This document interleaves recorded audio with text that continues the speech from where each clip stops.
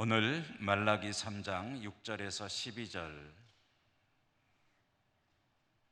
한 절씩 교독하겠습니다.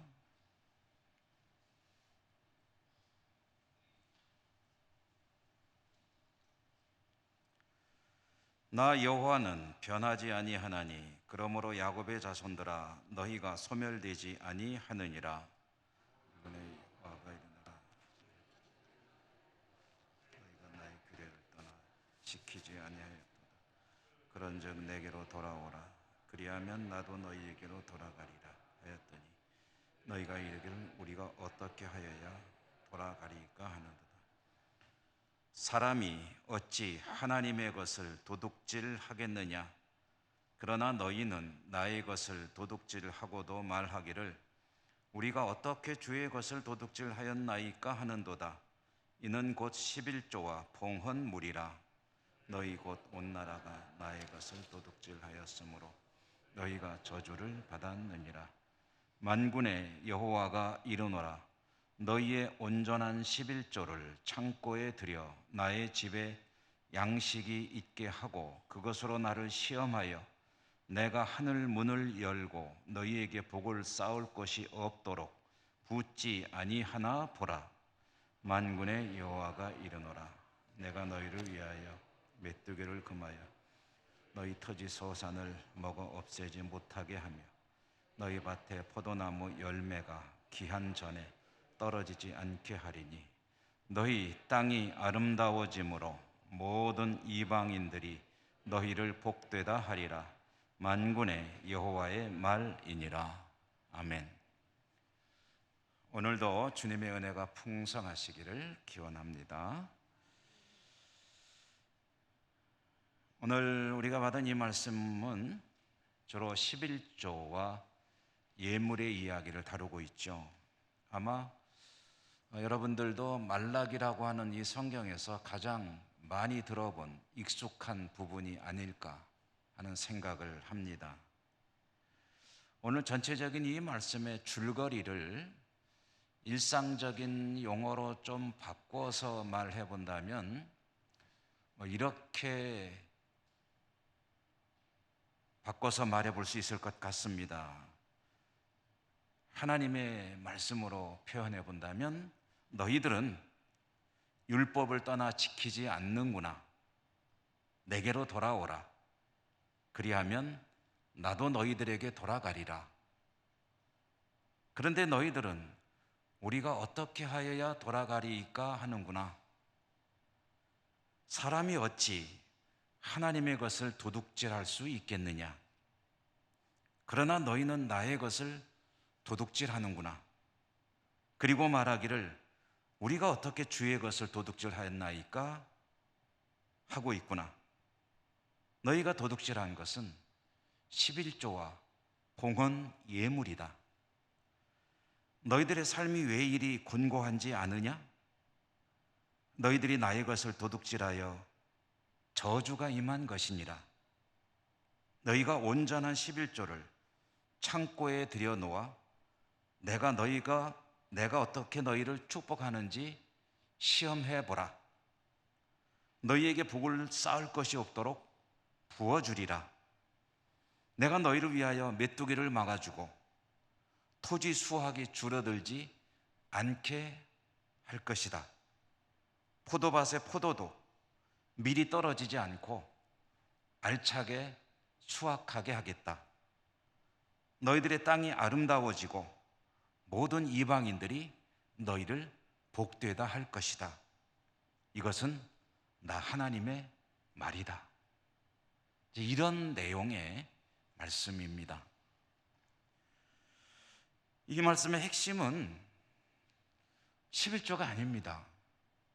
이 말씀의 핵심은 말씀입니다. 11조는 하나 예로 들은 것입니다. 하나님의 말씀, 구약으로 말하면 하나님의 율법. 이스라엘 백성들은 하나님의 율법을 떠나서 살고 있었습니다. 그 하나님의 율법을 떠나서 살고 있는 하나님 백성에 대한 하나님의 지적인 것이죠. 이스라엘 백성들이 하나님의 백성이고 하나님 율법을 따라 살아야 하는데 하나님 율법을 떠나 살기 때문에 그들에게는 악순환이 계속됩니다. 안 좋은 일이 일어날 수밖에 없는 구조가 된다는 거죠.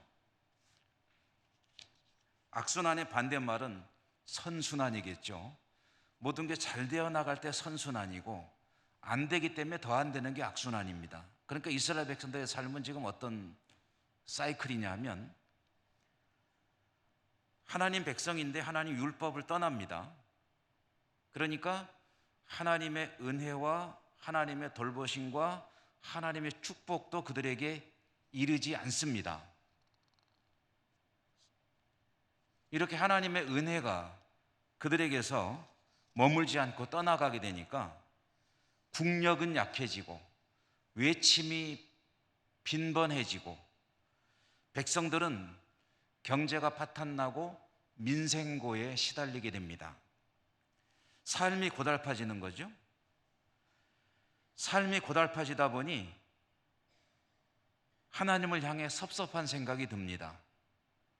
하나님을 원망하게 됩니다. 그러면서 신앙은 점점 더 침체되게 됩니다.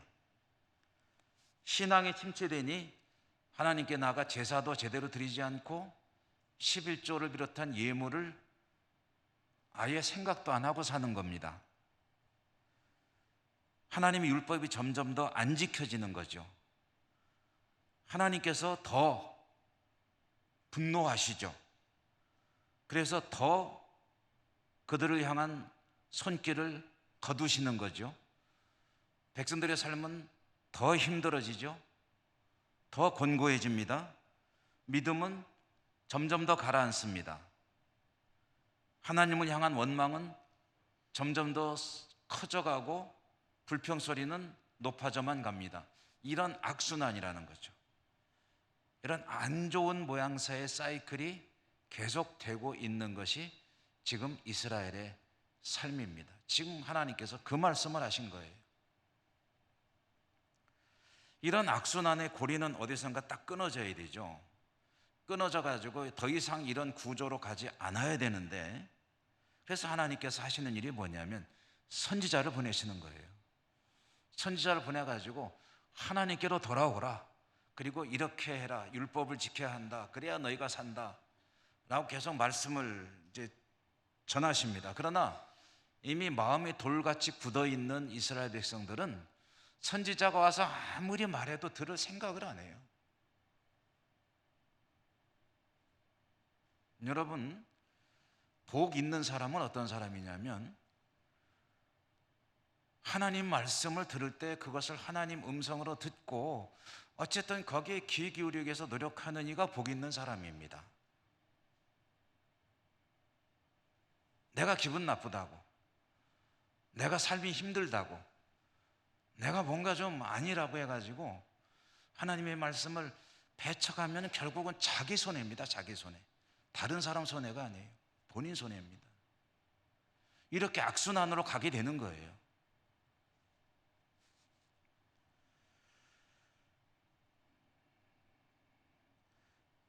선지자를 보내서 외쳐도 선지자를 핍박하고, 그리고 오히려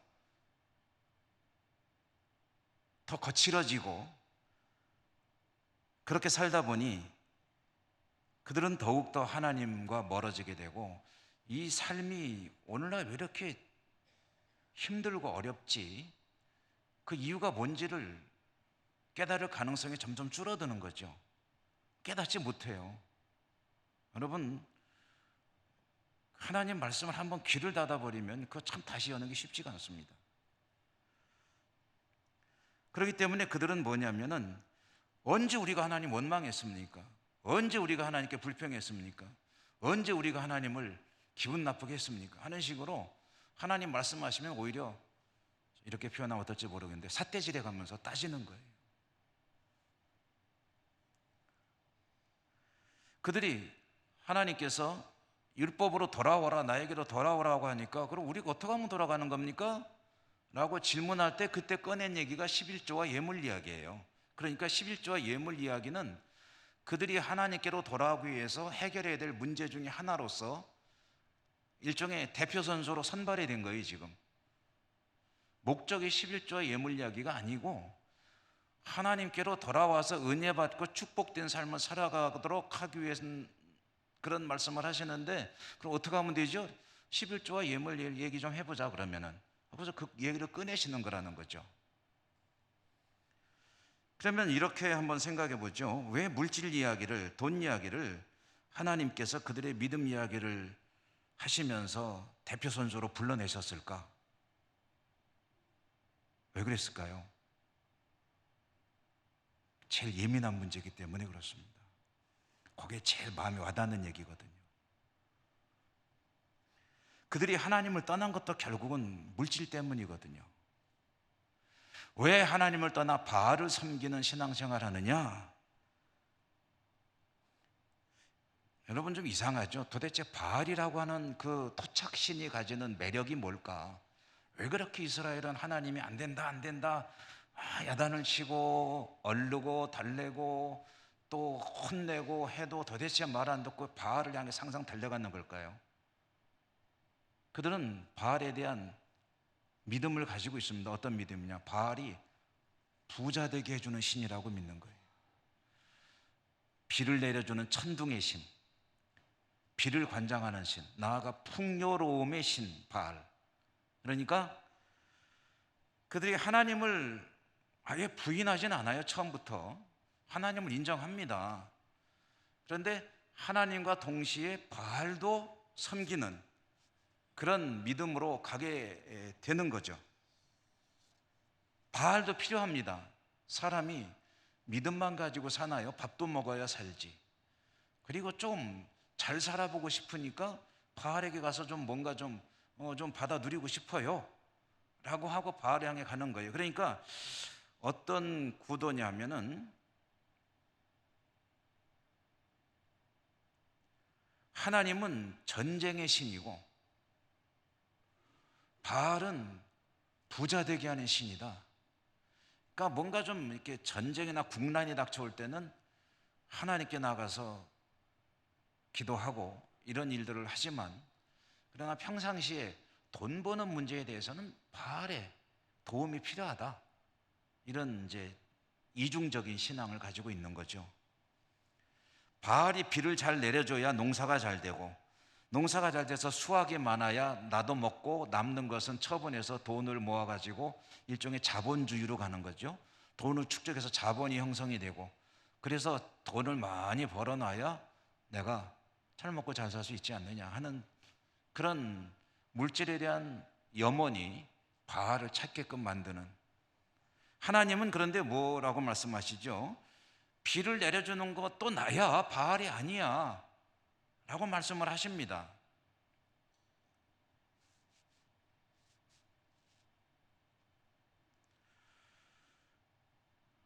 이렇게 이스라엘 백성들이 하나님을 떠나 바알을 찾게 되는 가장 근본적인 이유가 이 물질의 문제이기 때문에 하나님이 물질 이야기로 그들을 푹 찌르시는 거죠. 한번 해보자, 얘기해보자 그래. 그래서 11조 얘기 한번 해보자. 근데 하나님께서 말씀하시기를 그들이 하나님의 것을 도둑질하고 있다고 말씀하십니다. 하나님의 것을 도둑질하신다. 그들이 11조를 하지 않고 예물을 바르게 드리지 않을 때 그것은 하나님의 것을 도둑질하는 것이다 라고 말씀을 하세요. 사실 이 말도 조금은 어폐가 있습니다. 왜냐하면은 이 땅의 모든 것이 하나님의 것이지 않습니까? 그 10분의 1만 하나님의 것이냐 하면 그게 아닙니다. 모든 것이 다 하나님 것입니다. 하나님께서 주시는 거죠. 그러면서 하시는 말씀과 생각이 뭐냐 하면 열의 9은 너희들의 생활에 의해서 필요한 거기 때문에 쓰라는 거예요.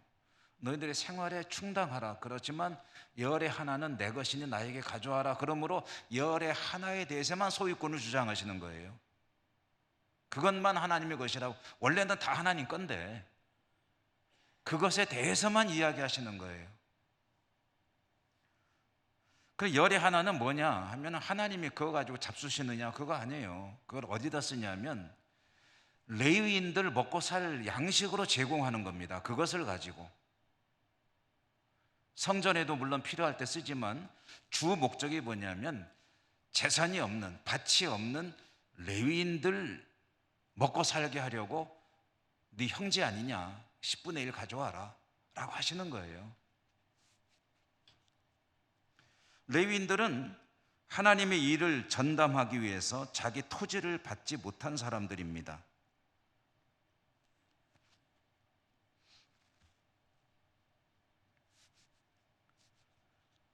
하나님의 일을 위해서 자기 토지를 갖지 못했기 때문에 하나님께서 그들의 생활을 책임져 주셔야 돼요.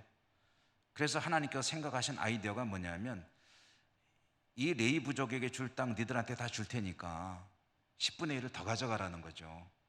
그 대신 너희들이 농사 잘 지어가지고 돈을 벌어가지고 10분의 1을 가져와라. 그래가지고 아무것도 받지 못한 이 사람, 그러면 전부 다 10분의 9씩 거의 비슷하게 가지는 게 되잖아요.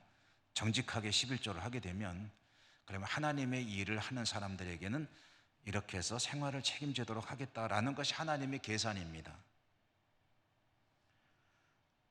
그러므로 백성들은 땀 흘려 일해서 얻은 귀한 소득이긴 하지만 모든 것은 하나님 것인데 10분의 9를 나에게 생활을 위해서 주시고 계시니 남도 아닌데 형제의 생활을 위해서 하나님 말씀대로 10분의 1을 드리는 거예요. 이거는 따로 떼놓는 거지 내 거를 드리는 게 아니에요. 이건 하나님 것으로 원래부터 구별된 것이고 하나님의 것을 하나님께 가져다 운반만 해드리는 거예요. 원래 내 게 아닌데. 그렇기 때문에 도둑질한다고 표현하는 겁니다. 내 것을 갖다가 내놓는 거라고 한다면 하나님이 도둑질이라고 표현하지 않겠죠. 그건 내 거라는 거예요. 하나님 말씀이 처음부터 내 거예요. 원래 다 내 거지만 그것만 내 거라고 할게 라고 말씀하신 거예요.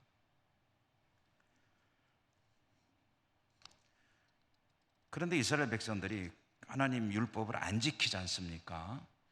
그 안 지키는 것 중에 11조, 다른 건 다 안 지키는데 11조만 똑바로 했을까요? 다른 건 율법을 다 무시하고 사는데 그래도 이거는 해야 돼 라고 했느냐? 아니에요. 그렇기 때문에 이 레위인은 어떤 사람이냐면 빈곤층의 대명사입니다. 가난한 사람들의 대명사. 고아와 홀로 된 여성과 나그네, 정처 없이 떠도는 떠돌이와 함께 4대 빈곤층이 누구냐면 레위인들입니다. 하나님이 일을 하며 산다는 것이 가난의 대명사가 되어버린 거예요. 좀 우스갯소리입니다만은 아주 오래전에 제가 목사가 되겠다고 했을 때 그 당시 아주 꼬마였던 제 아들이 저한테 그런 말을 한 게 기억이 나요. 아빠가 이제 목사님 되려고 한다. 그랬더니 하는 말이 아빠 그러면 이제 우리 가난해지는 거야? 그러더라고요. 아이가 생각하기에 목사로 사는 것은 가난한 삶이라고 생각했던 것 같아요. 주위에서 보는 목사님들이 다 가난한 것도 아닌데 왜 그렇게 생각하는지 모르겠어요.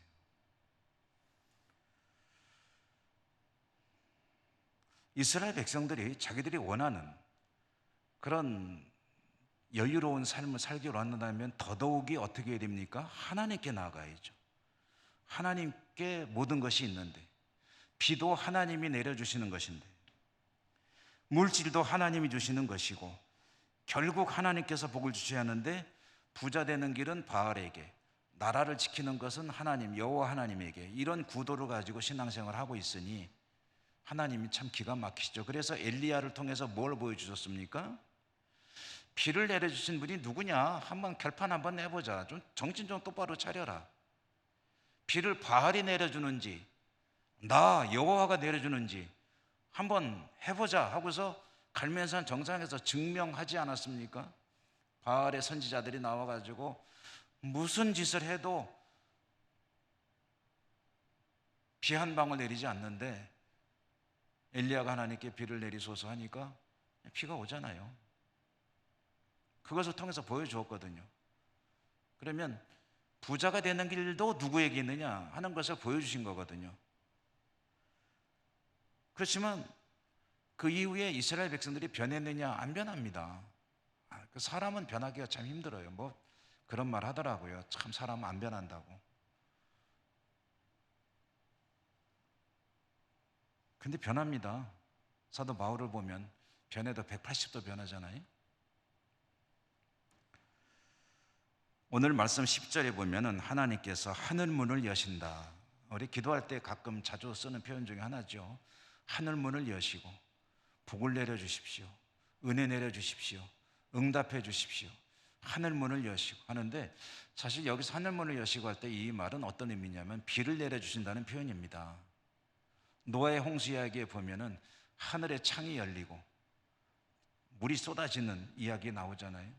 하늘 문이 열린다는 것은 비를 내려준다는 이야기의 관용적 표현입니다. 그러므로 가나안 땅에서 농사는 하늘에서 내리는 비가 좌우하는데 내가 너희들에게 그 비를 내려주겠다. 그러니 나에게 돌아와서 율법을 좀 잘 지키며 살아라 라고 말씀을 하고 계신 장면입니다. 오늘 말씀 10절에 너희의 온전한 11조를 창고에 드리라 라는 말씀이 있죠. 온전한 11조를 창고에 드리라. 이 창고는 어떤 창고를 가리키는 걸까요? 이 창고는 성전 창고를 가리키는 말입니다. 성전에 방이 하나 있어요. 그게 무슨 방이냐면은 11조를 가져오면 그걸 다 저장해두는 방이 이게 창고입니다. 11조든 하나님 백성들이 가져온 예물이든 그걸 이제 제사를 드리고 11조는 이제 모아놓기도 하고 예물도 혹시 이제 제사장들이 나눌 거라든가 함께 그럴 뭔가 여유분이 있을 때 그 창고에다 모아놔요. 그 모아놓고 그걸 어떻게 하냐면은 레위인들에게 다 나눠줍니다. 그걸 누가 하냐면 제사장이 해요. 제사장이 그렇게 모여진 11조로 모아놓은 그 저장 창고에 있었던 것들을 이 레위인들에게 다 나눠주는 일을 하는데, 그러니까 계속 들어오고 계속 나가고 하겠죠. 근데 이 저장 창고가 항상 레위인들이 또 숫자가 얼마나 많았습니까? 계속 나가야죠. 그런데 이 나가는 게 나가려면 여기가 뭐가 있어야 나가지 않겠습니까?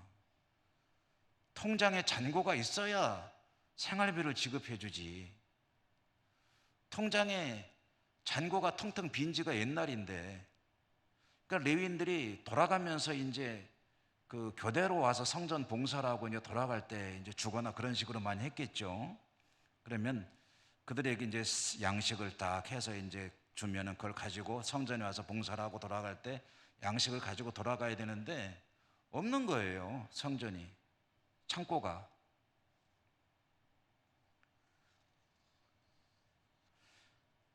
그러니까 성전 창고가 텅텅 비니까 하나님이 말씀하시는 거예요. 좀 나를 한번 테스트해보라. 거기다가 좀 성전 창고에다가 넣어놓을 것 좀 꽉꽉 채워봐라. 제대로 해서 한번 채워봐라. 내가 너희들을 어떻게 축복하는지 좀 나를 한번 시험이라도 해봐라 라고 말씀하시는 거예요. 이건 기가 막힌 이야기입니다. 하도 하나님 말씀을 안 믿고 안 받아들이니까 그렇게 되나 안 되나 좀 시험이라도 좀 해봐라 라고 말씀을 하시는 거예요.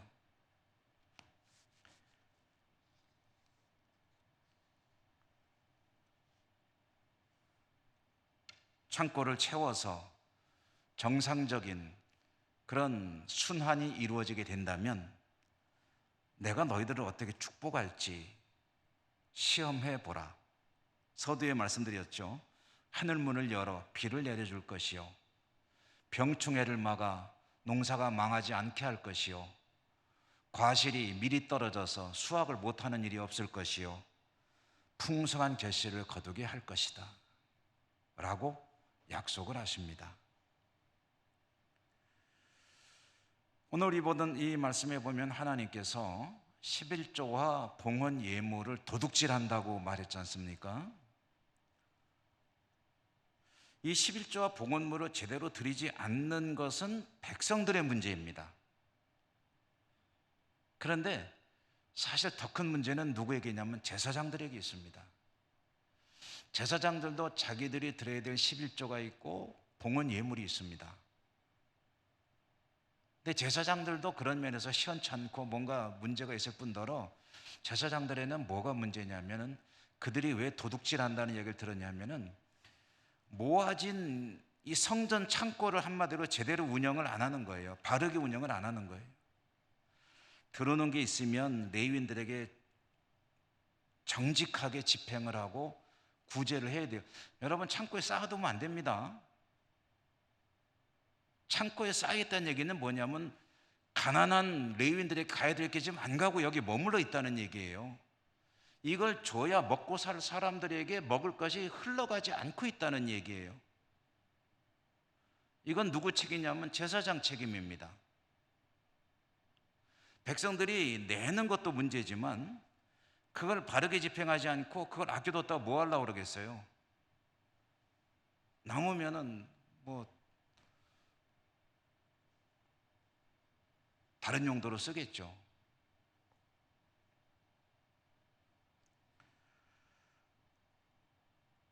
백성들이 혹 정직하게 하나님께 예물과 11조를 가져오면 제사장은 공정하게 필요한 것에 적절하게 집행을 해서 이 물질이 아주 순조롭게 잘 흘러가게 해야 되는데 그냥 갖다 쌓아놓기만 하는 거예요. 그때 하나님이 말씀하시는 여러분 이 내용 속에 두 가지 의미가 들어있습니다. 제사장들에게는 잘 써야 하는데 안 쓰고 있는 것을 말하는 것이고 백성들에게는 잘 드려야 하는데 안 드리는 것을 말하는 것이고 여러분 느헤미야 우리가 읽었지 않습니까? 느헤미야 뭐 많이 잊어버리셨겠죠. 그렇지만 제가 말씀드리면 생각나실지 모르겠어요. 느헤미야에 보면은 이런 이야기가 나왔었죠. 성전에 방이 하나 있는데 그 방을 이방인인 도비아에게 쓰라고 내줬다는 이야기 아마 기억나시는 분도 계실지 모르겠어요. 성전에 방이 있으면은 그 방을 용도에 맡겨 써야 되는데 글쎄 제사장이라는 사람들이 이방인 도비야 그것도 이스라엘 백성들을 그렇게 괴롭혔던 사람에게 그 방을 쓰라고 그냥 무상으로 공급을 해준 거예요. 이게 도대체 무슨 소린가? 그 방이 어떤 방인가 하고 봤더니 바로 이 11조와 예물을 저장하는 창고로 쓰던 방을 이방인에게 무상으로 공급을 해준 거예요. 도대체 이게 뭐가 어떻게 돌아가는지 알 수가 없어요.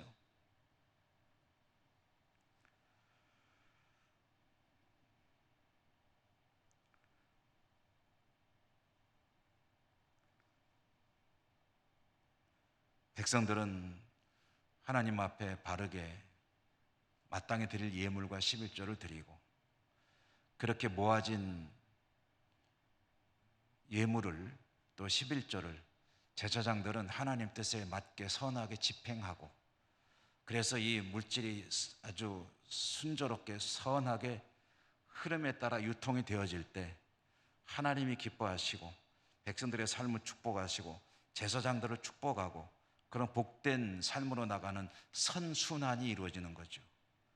그러므로 하나님께 복을 받은 백성들이 즐거워 기뻐하며 하나님께 더 나아가 열심히 제사하고 하나님께 예물을 드리고 이렇게 선순환으로 가는 게 여러분 좋지 않습니까? 얼마나 생각만 해도 기분이 좋지 않으세요? 별로 기분이 좋지 않으신가 봐요. 나는 생각만 해도 기분이 좋은데 하나님께 복 받고 나가서 열심히 섬기고 그랬더니 하나님이 더 복을 주시고 그게 더 신이 나서 하나님께 헌신하고 충성하고 주의 일을 감당하고 날마다 즐겁게 행복하게 하나님 섬기며 하나님과 동행하는 복된 삶을 살아가는 이 선순환의 구조 하나님은 그들이 그렇게 살기를 원하시는 거죠.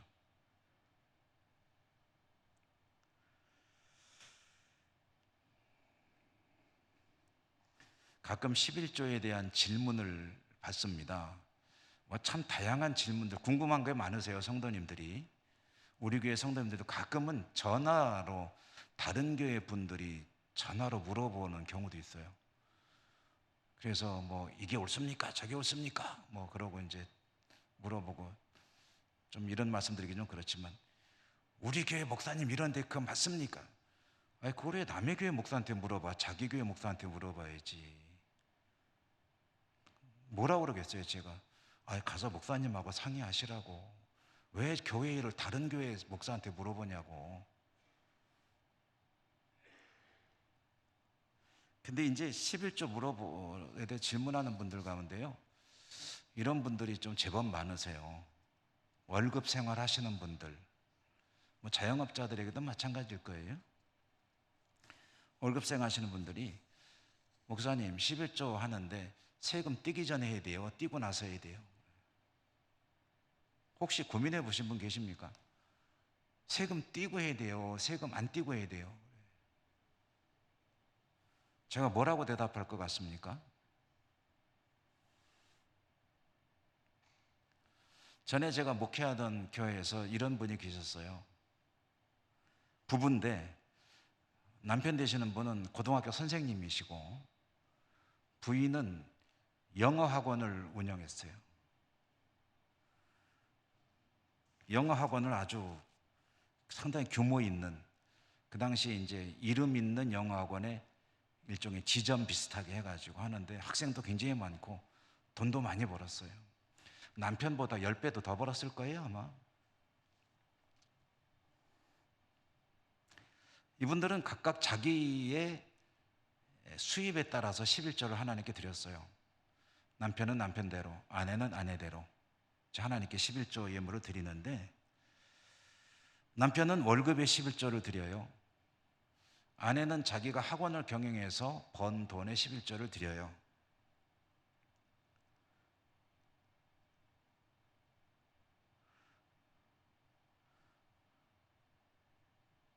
그런데 이 아내 되시는 분이 11조를 드리는 문제를 놓고 부부간에 계속 트러블이 생겨요. 왜냐하면 아내는 하나님께 11조 드리면은 이 학원에서 나오는 매출의 11조를 드려야 된다라고 생각을 해요. 그래서 그달 수익이 매출이 5천만 원이 나왔으면 500만 원을 내가 11조를 드리겠다고 드리는데, 남편은 그런 아내에게 뭐라 그러냐면은 5천만 원이 매출이 됐으면 거기서 강사들 월급 지하고, 학원 임대료 지하고, 세금 지하고, 지하고가 아니고 제하고, 그리고 이렇게 제반 경비다 제하고 남는 수익이 있을 거 아니냐. 그래서 수익이 2천만 원 남았다. 그럼 그거에 11조를 드려야지. 그렇게 드리면 안 된다. 그럼 남는 게 뭐가 있느냐. 남편하고 계속 싸운다는 거예요. 신방 갔더니 그 얘기를 하시는 거예요. 그럼 저한테, 목사님 뭐가 옳아요? 그래. 제가 뭐라고 대답했을 것 같습니까? 여러분에게 상담하면 뭐라고 대답해 주실래요? 이제 신앙생활 얼마 안 하신 분이, 권사님 어떻게 해야 돼요? 그럼 뭐라고 하실래요?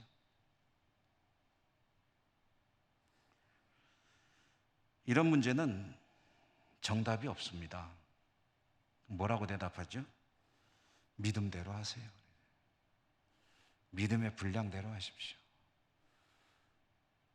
세금 떼기 전에 했다고 그래서 그게 정답이고, 세금 떼고 난 뒤에 했다고 그래서 하나님이 너 왜 내 거 도둑질해 하시느냐? 아니에요. 그것도 맞죠. 소득의 11조라 했으니. 학원 경영에서 나오는 매출의 11조를 드리는 게 옳으냐, 아니면 제반 경비 제하고 드리는 게 옳으냐? 믿음대로 하는 거예요. 하나님이 둘 다 기쁘게 받으시는 그런 예물입니다. 자기 마음에 가는 대로 드리면 되는 거예요. 중요한 것은 인색함이 없이 드리는 것이죠. 인색함이 없이. 어떻게든 안 드려보려고 하다가 마지못해 드리는 것.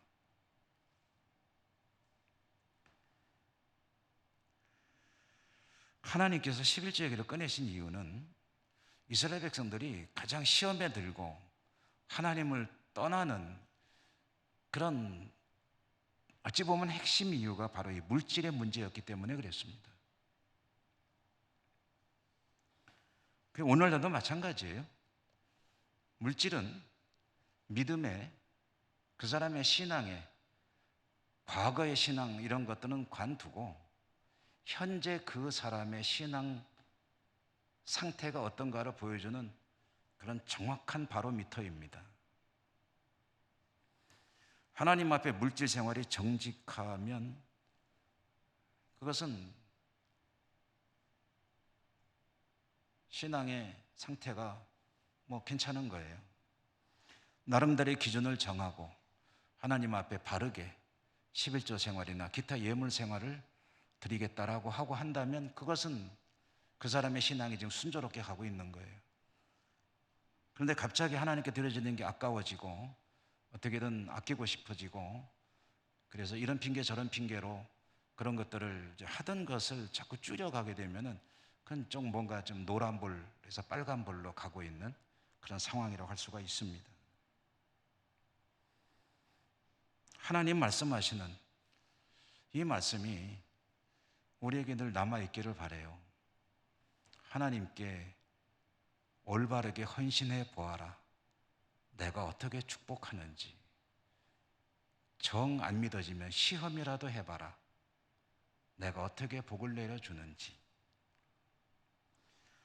여러분, 바르게 하나님께 마땅히 드릴 예물 올려드리고 또 드려진 예물은 바르게 집행되는 것을 즐거워하고 기뻐하며 하나님이 정말 좋아하시고 또 기뻐하시는 저와 여러분, 우리 예천교회, 우리 모두의 물질의 생활이 될 수 있기를 간절히 소망합니다.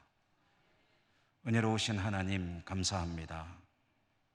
말라기를 통해서 주시는 여러 가지 이야기를 들으며 오늘은 또 말씀으로 돌아가야 된다. 그리고 그 대표적인 이야기, 물질 이야기 들려주셔서 저희들이 들었습니다. 하나님 앞에 정직하게 살려고 애쓰지만 때로는 이런저런 여러 가지 시험도 있습니다.